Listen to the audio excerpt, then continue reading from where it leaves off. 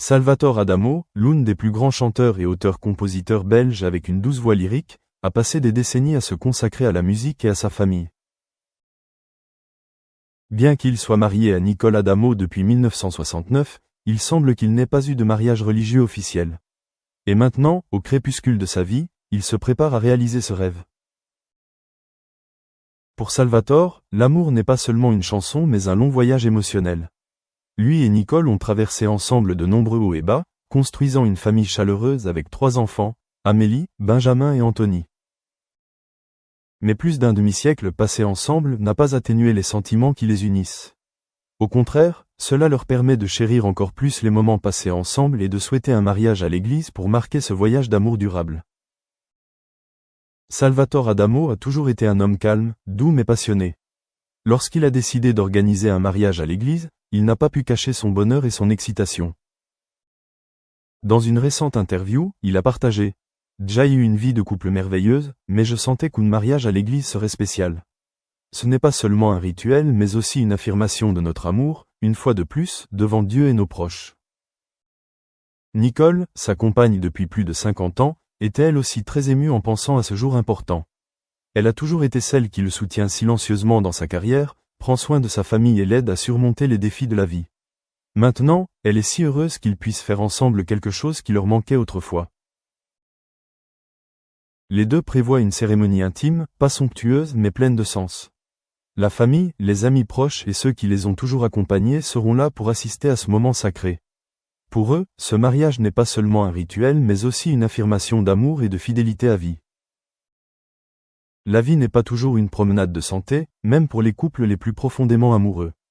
Salvatore Adamo et Nicole ont fait face à des défis, mais leur amour a toujours été un lien fort.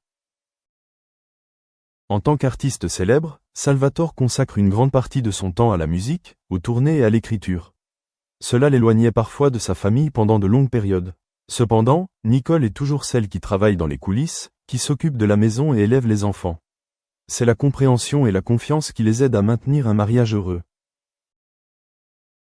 Salvatore a dit un jour, « Sans Nicole, je ne sais pas si je pourrais équilibrer ma vie entre l'art et la famille.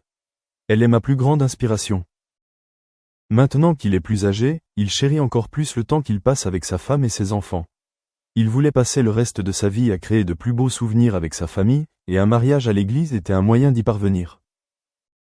Les 3 enfants de Salvatore Adamo, Amélie, Benjamin et Anthony étaient tous ravis de la décision de leurs parents. Ils admirent toujours l'amour de leurs parents et le voient comme un modèle de loyauté et d'engagement. Delisia, la sœur de Salvatore, n'a pas pu non plus cacher son émotion. Elle avait vu son frère conquérir le monde avec la musique, mais ce qu'elle admirait le plus était l'amour qu'il portait à Nicole.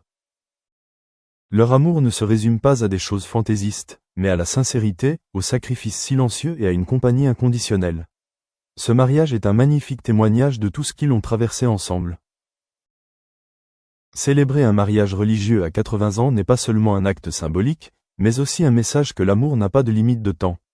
Salvatore et Nicole sont ensemble depuis plus de 50 ans, mais ils continuent de renouveler leur amour. Dans la société d'aujourd'hui, alors que de nombreuses personnes ont perdu confiance dans le mariage, leur histoire témoigne du fait que l'amour durable existe toujours. Il ne s'agit pas seulement de romance au début, mais aussi de patience, de compréhension et de respect mutuel tout au long de la vie.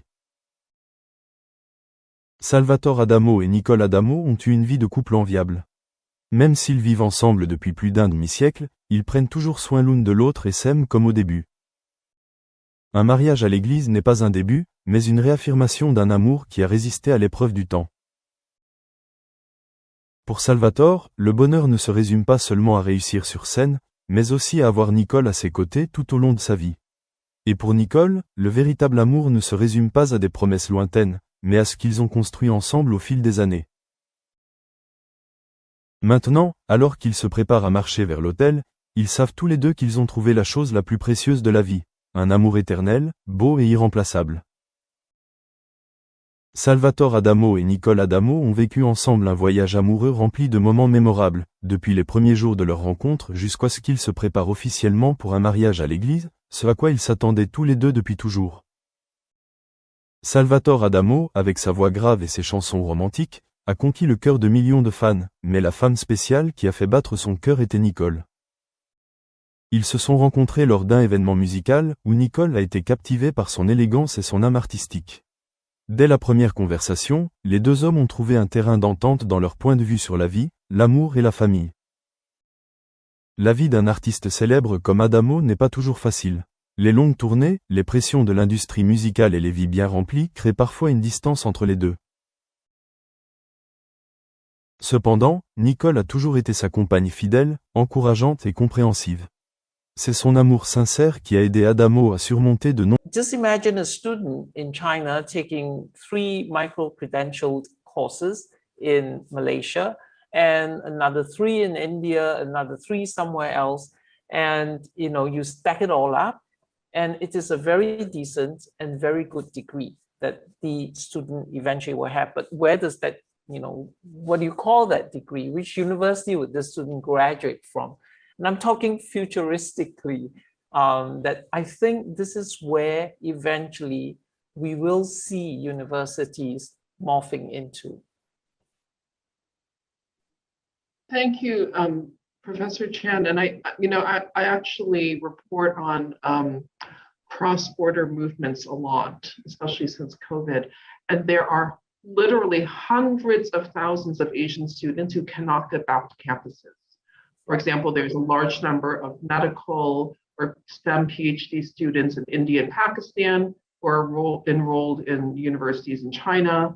They're, because the Chinese borders closed, the Japanese borders closed, Australian borders closed. So maybe the idea of micro-credentials is really interesting because many students are halfway through a degree, but because of the very rigid way that our universities are constructed, they can't finish their degrees. I know you're talking futuristically. So that is a really interesting idea. Mr. Gupta, did you want to add something about digital delivery?